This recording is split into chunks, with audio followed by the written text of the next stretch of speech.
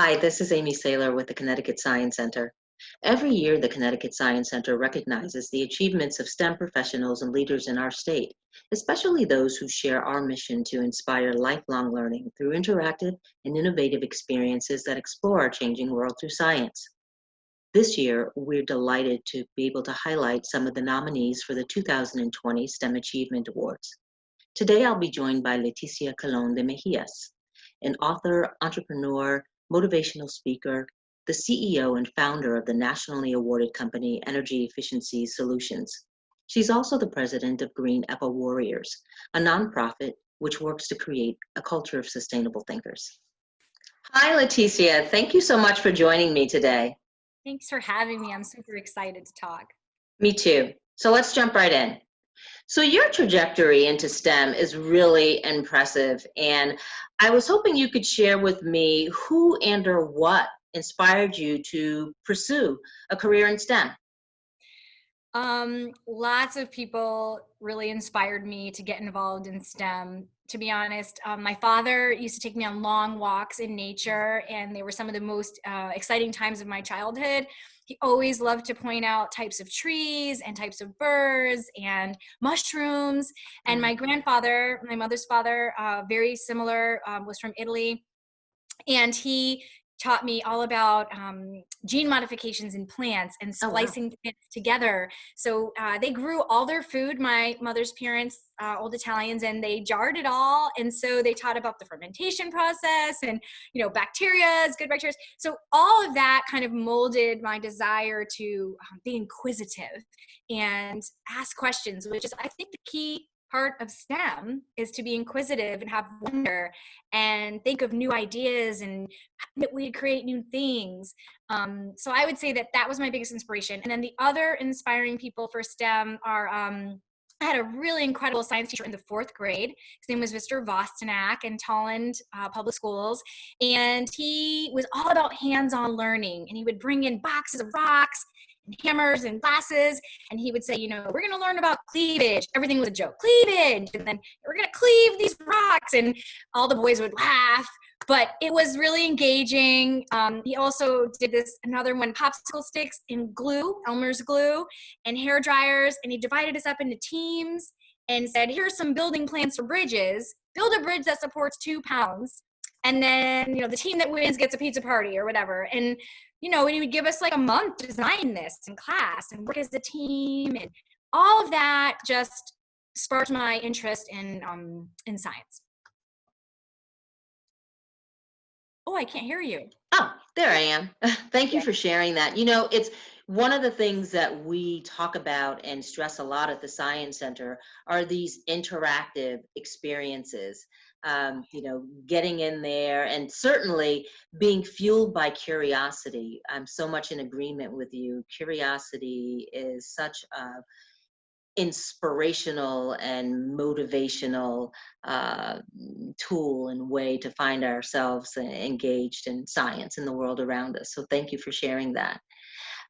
So I would imagine then it seems that your founding of your company then, Energy Efficiency Solutions, was really propelled by your early interest in STEM and the environment and climate. Can you share more about your company, and also how has your company impacted families and the community? Thank you. Great questions. So Energy Efficiency Solutions is actually secondary to some other companies that people know less about. So Green Eco Warriors actually was before Energy Efficiency Solutions. Wow. And what happened is my kids, I have a lot of kids. I have 7 kids, 4 of which I've given birth to and 3 that are adopted. And That's amazing. yeah, thanks. And when my older set, the older 4 were in grade school, they're grown-ups now, they got interested. I did this thing called Switch It Off with them. I really wanted them to find wonder and engage directly in the world around them. Mm-hmm. And I found that my boys were getting really engaged in video games, a lot of gaming. Mm-hmm. And so this was in 2008. And gaming was really big. And people used to say to parents like, oh, it's good for hand-eye coordination. And so I kind of was letting it happen. And I started to notice they became withdrawn and had less wonder. So I decided to take the games away and TV away. And so we went cold turkey as a family for a year. And Really? yeah, it seemed like No. a good idea at first. But then I realized I had to keep them busy or they were going to eat each other alive. So we said, my husband and I, well, we better come up with things to do. And so we started watching one documentary a week as a family and having discussions. And the first one we saw was Message in the Waves by BBC. And it was about plastic pollution and the ocean. And it was Captain Moore, John Moore from Algeta Foundation, was explaining the plastic garbage patch. And my kids and I were like so emotional from this Mm. film. And after, when we had the family discussion, we said, well, maybe we should do something about this. And so Jonathan is our oldest. He was really enamored with the idea of recycling at school. And so he started a project at school and wanted to build a website with information. And so like we would work our jobs. My husband and I worked at the hospital and we'd come home at night. And after the kids were in bed, we'd be working on this website, you know, and then on the weekends we were filming our kids, making videos about recycling and videos about, you know, pollution, and got them on public television. It was a lot of Mm. work. And we were just doing this, and my accountant said to me, you know, Leticia, you probably should start a nonprofit because you've spent a lot of money on this hobby, right? And so that was when I wrote the first book, Pesky Plastic, for Jonathan's project. He was doing an international problem solvers project on plastic pollution, and he went to Wow. Michigan. He went to Michigan, and he won for the United States. Yay, Jonathan. So exciting. And he was only a sixth grader. And from that plastic research, we started learning about energy pollution, because plastic is really just an offshoot of oil and gas. Yes, So it is. Okay. Mhm. petroleum, right? Byproducts, which we didn't know until then. And so the more we went down the rabbit hole of trash pollution, the more we realized how connected energy was. And that's how I started learning about climate change. And then because we were only watching Ah. documentaries, we watched Kilowatt Hours by Jeffrey Berry, which was way before Al Gore did his. Mhm. And I said, I was working at the hospital and researched myself, and I thought, boy, nobody knows about this. Like, people don't know that we're part of the problem and we can be part of the solution. And the more I thought about it, I was teaching adult ed at the hospital and writing adult education workbooks for workforce development programs. And I thought, what if I did something to help people understand energy and pollution and how we connect to the environment, Mhm. and bring in populations that historically don't get involved, you know, in underrepresented populations, Absolutely. income populations, Mhm. colors, and help them find work in these industries. Because I also didn't know there were lots of jobs. And so I knew it would be hard to get people jobs at traditional companies. So I thought, what if I start a non-traditional energy company and Ah. only work in efficiency and renewables and only hire people from underrepresented populations? And I did. And so there's 22 of us, and 22 of us are from communities of color. And it's been an incredible journey, and we've been able to develop workforce programs and train hundreds of people for careers. And some of my friends who worked for me now own companies like me and hire people from those populations. And we serve about 1,300 households a year in Connecticut. In Connecticut? Wow. Yep. And we draw down about 30% of those households' heating, cooling, and electrical consumption, which is lowering carbon emissions, lowering climate change, and also helping with asthma, indoor air pollutants. We get rid of those. And we help people save money also on their bills. I mean, that's Sure. important. That's also very important. And efficiency lowers peak demand in winter, summer, and at night when our lights are on. So it lowers the cost of energy for everybody in our state by kilowatt hours. So because we procure energy, and it lowers the cost of procurement when our demand goes lower. That is impressive to say the least. And I'm so happy to hear and understand more about how you work with underrepresented communities.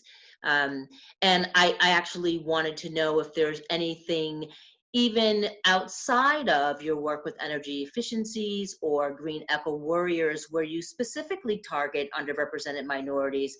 Um, and girls, and engaging them in the sciences and engineering? I do. Great question. I would have forgotten. So I also take interns through EES and Great Equal Warriors, and at Efficiency for All, which is my other nonprofit. It's a trade organization that works locally and federally on energy policy.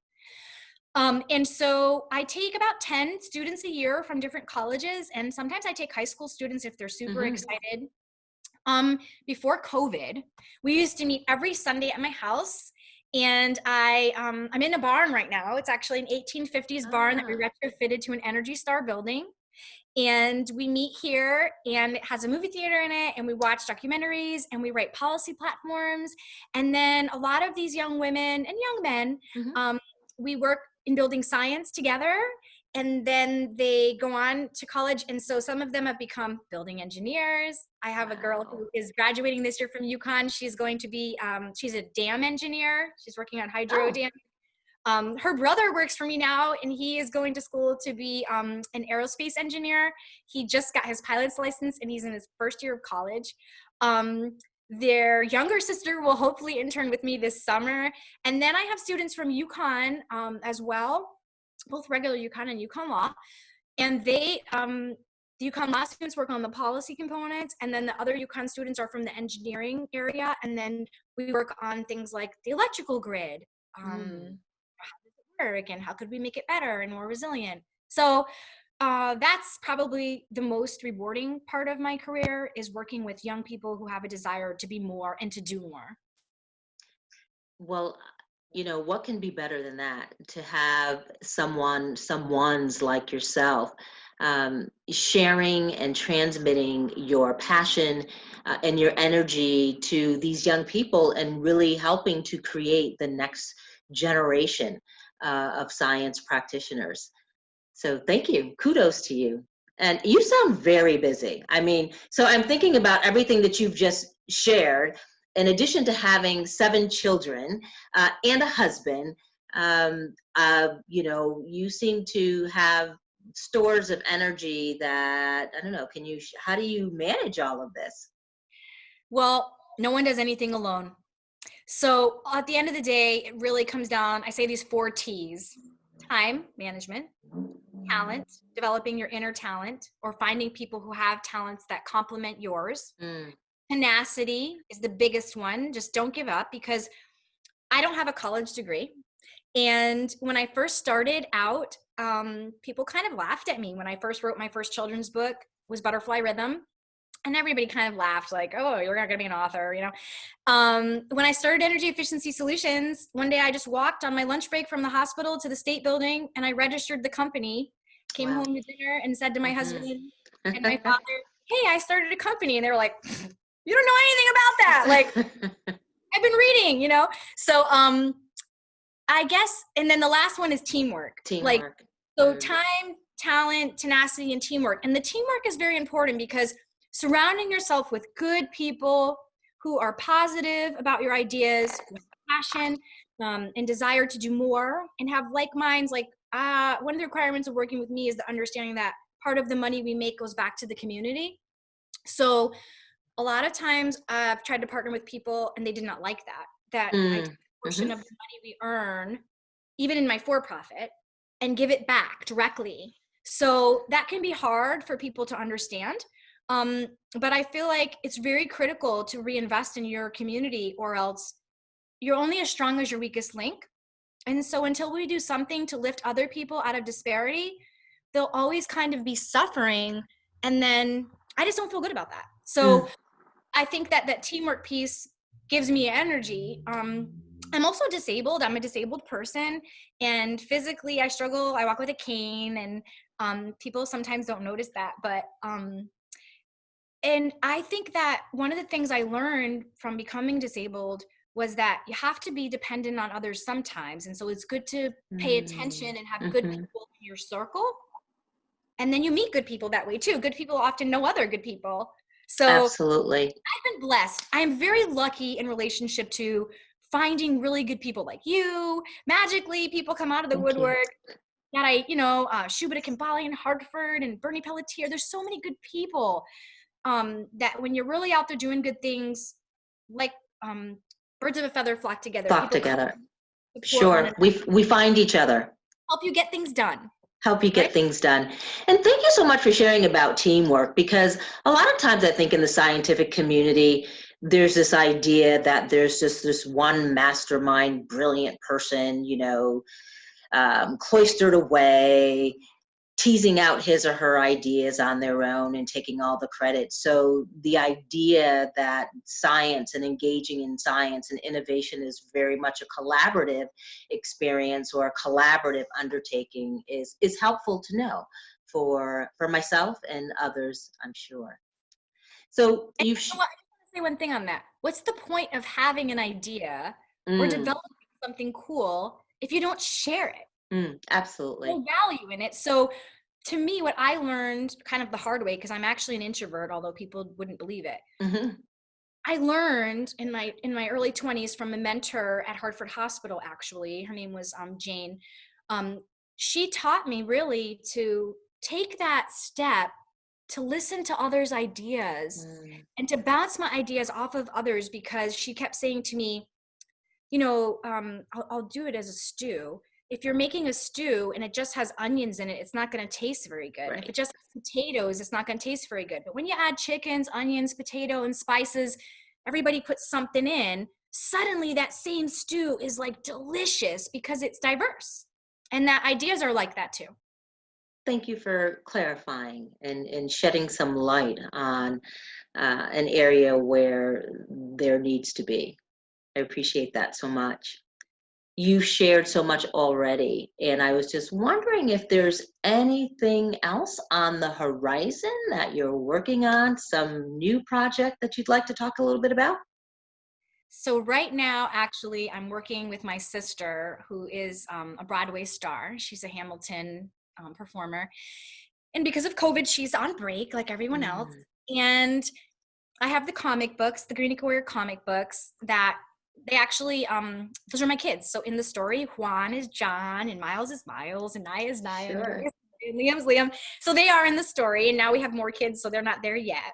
But and my sister, she's much younger than me, and 16 years younger, and she is at the peak of her career, and she's on hold. And so we said, what if we make a show, a children's show, and put something out there? And so we've been working on this music for this show, and we've been working on all of the characters in the show, and it's going to feature a cast of diverse minority superheroes like the comic books, Oh, wonderful. focused on STEM and engaging kids in STEM concepts. And it's going to align with all the national science standards like the comic books. And really, our hope is, like, I love Bill Nye the Science Guy. Like, there's Of shows course. that I grew up loving. Wild Kratts, Scooby Doo is another one. Sure. So we're kind of like playing around with the ideas from the comic book and developing something new and looking for funding. And our hope is that we can have a national or international children's show that will really inspire kids' wonder and desire to learn more about science and engage directly with the world around them, not just through the screen, but also Hmm.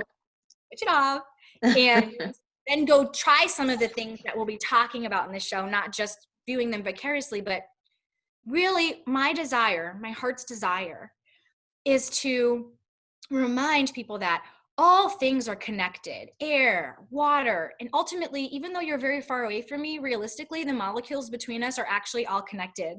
So we're kind of touching in some strange way, even, Sure. right? Scientifically.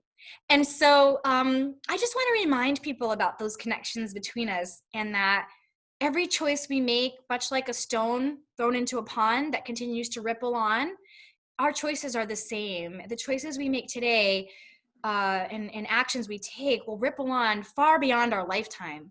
And so that's the hope in our message that we wish to share through the Green Eagle Warriors work, is that, every day you have a choice to change who you are, to be more, to take action, and to have power over what your life will become. Hmm. Hmm. Well, I, for one, am delighted that you chose to spend this time with me today to share your story, to share your time and your energy and your obvious passion. I want to say thank you. And I also want to say congratulations on a much deserved nomination for Thank the you. 2020 Connecticut STEM Achievement Awards. I'm honored just to be nominated in all seriousness as a non-traditional scientist is what they call me. A non-traditional scientist, a scientist Non-traditional, nonetheless, non-traditional nonetheless. scientist. That Thank you so much, Leticia. thank you so much. You enjoy the rest of your day. You too.